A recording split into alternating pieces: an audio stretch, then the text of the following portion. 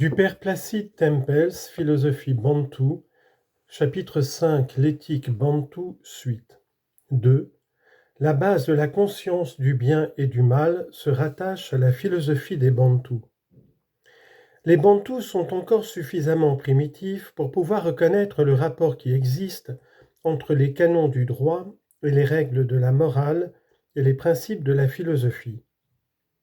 Pour la science positive moderne, tout le monde matériel, toute la physique, toute la mécanique et tout l'espace stellaire se réduisent à une idée unique.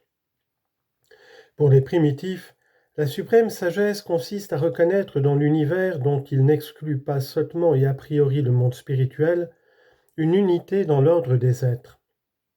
Toute leur ontologie, que l'on pourrait systématiser autour de l'idée fondamentale de la force vitale et des notions connexes d'accroissement, d'influence et de hiérarchie vitaux, fait apparaître le monde comme une pluralité de forces coordonnées. Les bantous ajoutent que cet ordre vient de Dieu et qu'il doit être respecté. Dieu est le possesseur, l'évocateur, le renforçateur et le conservateur de la vie. Son grand et saint don à l'homme est le don de la vie. Les autres créatures qui sont suivant la conception bantoue des forces vitales inférieures ou supérieures n'existent dans le plan divin que dans le seul but de maintenir et d'accroître le don vital fait à l'homme. Le renforcement de la vie, la conservation et le respect de la vie sont la nature même de la création, l'affaire des ancêtres et des aînés, vivants ou défunts. Pareillement, les forces inférieures sont mises à la disposition des hommes pour servir au renforcement et au maintien et à la protection de la vie du Muntu. Suivant le plan divin et suivant sa volonté, toute vie peut et doit être respectée, conservée et renforcée dans le Muntu. Il est difficile de définir et d'exprimer ce qui peut avoir été conservé chez les primitifs de révélation originelle, de la révélation explicite par Dieu de la loi morale. Mais la volonté divine se trouve, d'après les Noirs, exprimée dans l'ordonnancement du monde, dans l'ordre des forces auxquelles leur intelligence naturelle a accès. Ils la déduisent de leur sagesse humaine et de leur conception philosophique, du rapport et de l'interaction des êtres. La morale objective chez les Noirs est une morale ontologique, immanente et intrinsèque. La morale bantoue tient à l'essence des choses comprises suivant leur ontologie.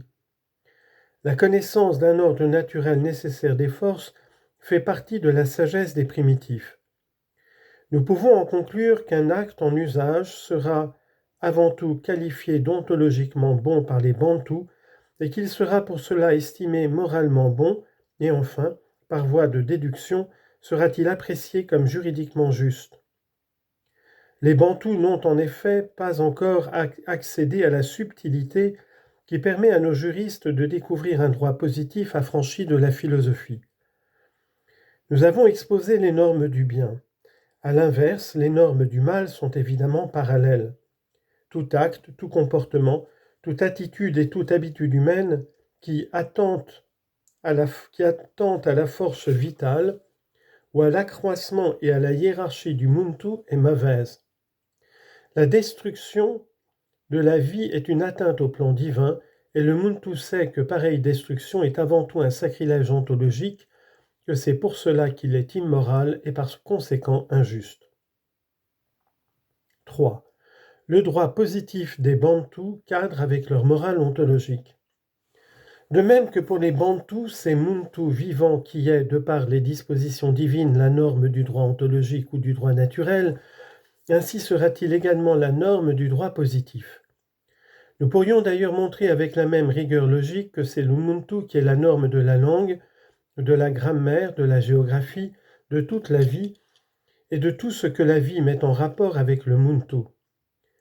Si le droit de propriété, le régime foncier, la dévolution successorale, l'organisation clanique et interclanique ancienne ou l'organisation politique plus récente, bref, si toute la législation positive ou conventionnelle ne peut être tirée par déduction logique nécessaire des prémices des données ontologiques de la philosophie bantoue, tout au moins est-il certain que le droit coutumier primitif, si spécifique et si conventionnel qu'il puisse paraître, s'adapte parfaitement dans le cadre de la philosophie et de la morale bantoue telle que nous l'avons décrite.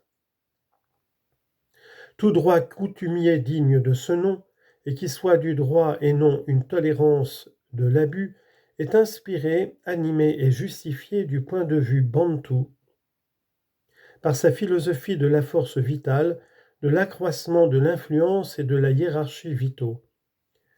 Le droit coutumier est fondé en valeur et en force sur la philosophie des primitifs.